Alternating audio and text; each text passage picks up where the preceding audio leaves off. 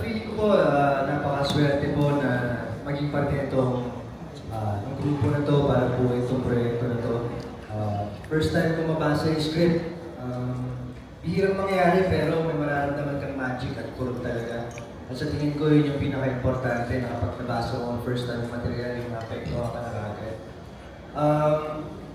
Maswerte na mapasama dito sa award-winning team na to. Napakagaling ng mga artista, mga kasama ko syempre sa buong Direct Z. At sa mga preparasyon naman na ginawa ako dito, syempre kami ni Ruru, sanay kami sa TV, madalas ako napapanood sa TV, meron kami mga roles na ginagawa na markadong characters na napapanood sa television, halos sa araw-araw.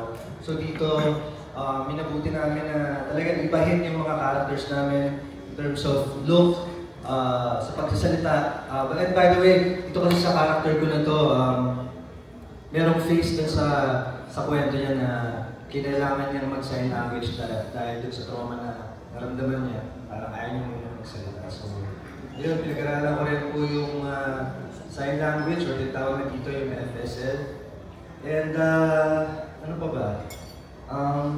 Yun lang, makikita nyo dito sa pelikulang to, mas less yung dialogue and makikita nyo kahit tinginan pa lang, maiintindihan nyo na kung ano yung gusto nyo kayo ating kwento.